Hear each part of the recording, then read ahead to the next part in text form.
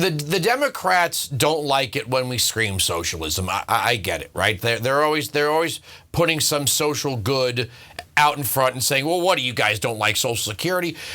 Right now, we're not talking about, let's say, a gas tax that's made gas slightly more expensive than in the past, and the Democrats are saying, well, we have to do this to, save the earth, and Republicans are like, well, repeal the gas tax and give you back to, 35 cents a gallon or something.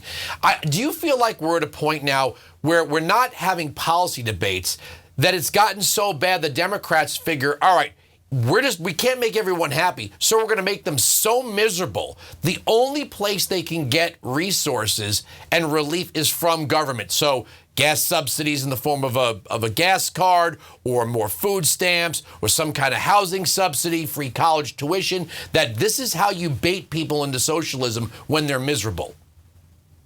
I think that's very insightful. And if you look at what Democrats have done for years now with borders, right? They open the borders to all these people to come in from countries that are either socialist in their economies or that have the mindset that government is supposed to provide for them cradle to grave. And Democrats want to swarm America with these type of people with expectation that they will become the next generation of Democrat Party voters, for the very reason that you touch on, that Democrats know once you have citizens relying on government for everything, then those citizens are going to be reluctant to vote those politicians out of office. Democrats don't stand for anything in principle. They have to sort of deceive people into voting for them this way. I know the old saying, if you're one step ahead of the crowd, you're a leader, 2 steps and you're a crackpot. Sometimes I'm 4 steps out, and I admit it. I see a Democrat plan to relinquish private property, or the acquisition of private property, and what we really do is rent and borrow from government. So with affirmatively furthering fair housing, you've got it started with Obama, but you've got the Biden administration basically saying, we don't want communities zoning these standalone single-family homes anymore, where we save our money, we put a down payment down, we buy a house with a front yard and a backyard, and it's our house. They are trying to move to a model of economically diverse multifamily housing, or better known as apartments, instead of that. And really, those are going to be subsidized. So you're not really going to own the house at the end. You're going to have rented it or borrowed it or mortgaged it from government. The difference between you and I going out and buying a car and, let's say, riding government rail is we pay for the rail pass, but after 5 years, we don't really own anything. We just borrowed it from government. Well, if you look at some of the leftist agenda, the environmental movement, it is exactly what you described. That whole smart growth type of construction and creation that we heard so much way back under Al Gore, for crying out loud, where we're supposed to develop communities in America where we live, where we work and play, where we have businesses in the bottom section of our home, and then just simply go upstairs to sleep at night. And nobody needs to own cars because they don't have to drive anywhere. And if they do have to go any type of distance, it's simply on the government-funded rail, subway system, and so forth. So under this scenario, it's exactly right what you say. There is very little incentive for private property ownership.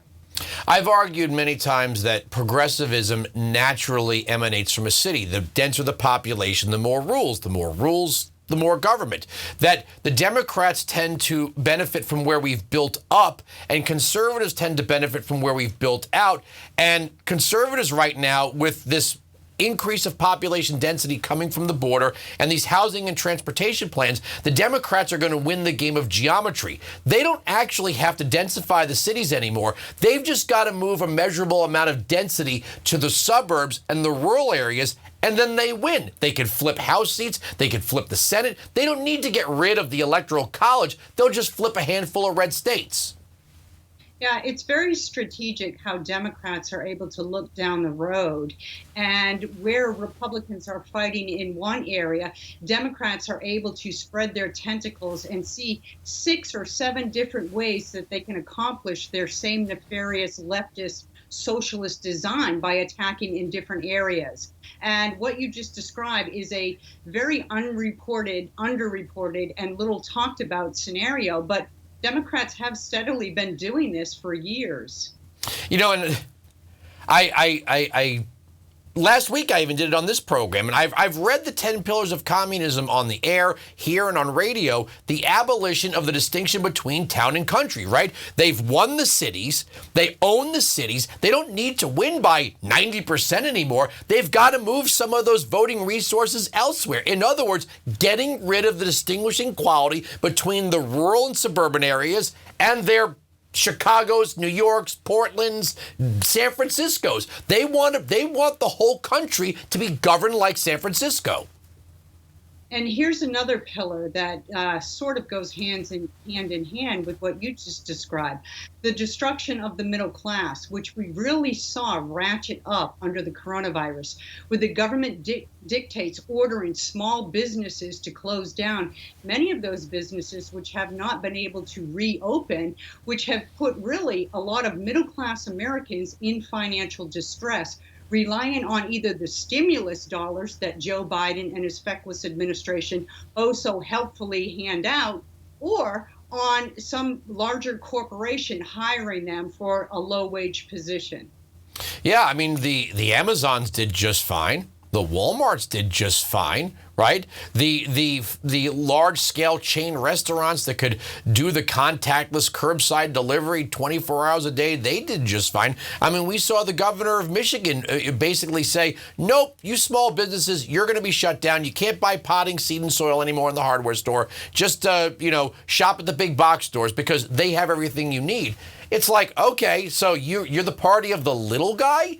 It seems like the pyramid is getting more and more narrow for the Democrats, that they're separating themselves with the elites in media, the elites in tech, the elites in retail, the elites in entertainment, and basically saying, you little people will just take dictates from on high.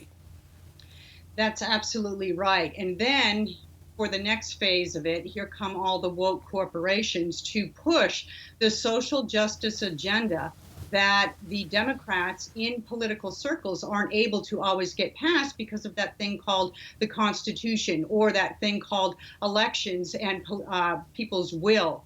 And so the free market that will last is going to be weaponized against us, because it's going to be such that businesses are in business to generate social justice agenda for the politicians, not so much to make a profit. You know, on a side to that, separate from the socialist economy that they're trying to build, where we don't really have economic freedom, we don't have free market freedom, we don't have real estate freedom, we don't have property freedom, it seems like anti-bullying has become its own form of bullying. If June 1st comes and you don't have a pride flag somewhere on your body, you're in trouble, pal. Yeah, absolutely. The minority activist groups in this country have really been allowed a very major platform to push forward their anti-American and really ungodly type agendas in this country. The LGBTQ campaign and movement in this country have soared, and it's not just infecting youth in schools, it's also infiltrating our military, which, if you don't have a strong military, then it's just a matter of time before your country loses its might and ability to defend itself.